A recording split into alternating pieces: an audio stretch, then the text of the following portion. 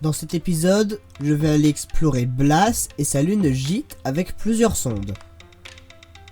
J'utiliserai les sondes classiques coupe à l'eau utilisées avec le SSTO et elles embarqueront chacune un petit atterrisseur, l'un pour Blas et l'autre pour Gite. Là, je m'occupe d'un petit atterrisseur qui devra atterrir sur de petites lunes comme par exemple Gite, la cible actuelle, Gilly, Bop ou Paul. Pour les propulseurs, je prends des propulseurs RCS avec 4 réservoirs de Monergol pour l'alimenter.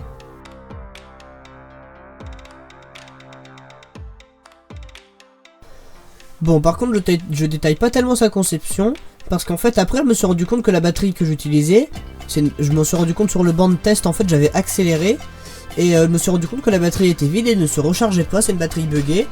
Du coup, je me suis rendu compte qu'elle était mauvaise, et avant le lancement, du coup, j'ai modifié la sonde pour faire une meilleure version. Du coup, je détaille pas trop celle-là, parce qu'en fait, elle est toute pourrie. Et je l'appelle PAPS pour petit atterrisseur pour petit satellite. Et là, du coup, je fais APLA, qui veut dire atterrisseur pour les atmosphères.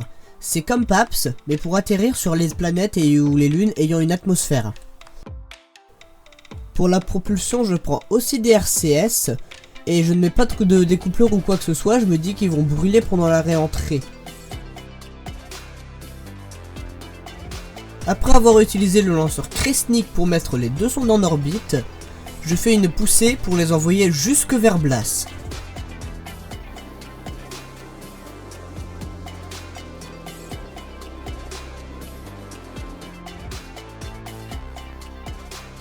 Et pendant le trajet vers Blas, j'ajoute un module à la station Asgard et un autre en symétrie de l'autre côté, mais ça rend pas aussi bien que ce que je pensais. La première sonde doit collecter des données scientifiques autour de Blas, mais bon, je pourrais très bien faire un survol et juste faire aller les instruments scientifiques comme je le fais là, mais pour la classe, la sonde va quand même finir par se mettre en orbite après beaucoup d'assistance gravitationnelle. Mais en attendant, pendant le premier survol, au cas où, je fallait tous les instruments scientifiques pour transmettre la science.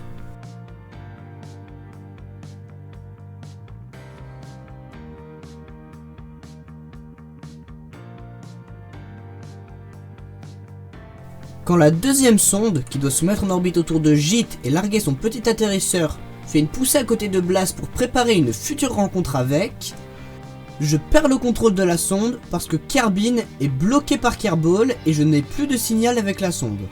Du coup, je gâche plein de carburant et je vais devoir multiplier les assistances gravitationnelles.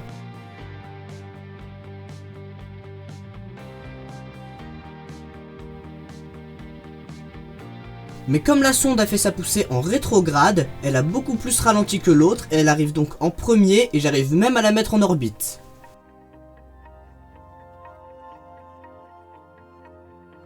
Ensuite, après une petite avance rapide pour que Kerbin ne soit pas derrière Blas et que j'ai les communications de la sonde, je peux enfin faire une rencontre avec Gite.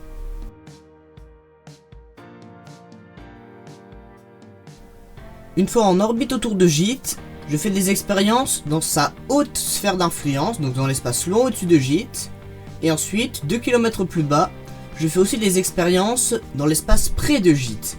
Mais je ne fais pas d'expérience avec la glérine mystérieuse dans l'espace près de Gite, parce que ça l'userait, et je compte l'utiliser cette sonde pour se poser sur Gite. C'est la sonde en elle-même qui se pose sur Gite et pas le petit atterrisseur PAPS, parce qu'en fait, pour gagner du delta V, j'ai décidé de larguer l'atterrisseur PAPS et d'utiliser la sonde en elle-même pour se poser.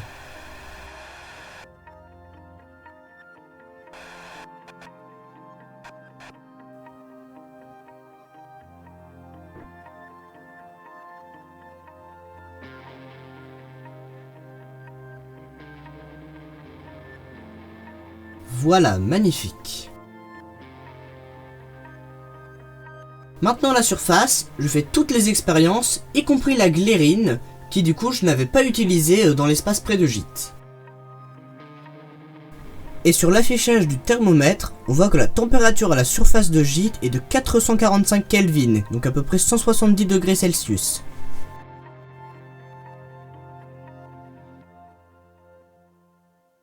Et au cas où des délinquants rôderaient sur Gite, Je pars cacher ma sonde à l'intérieur d'un rocher.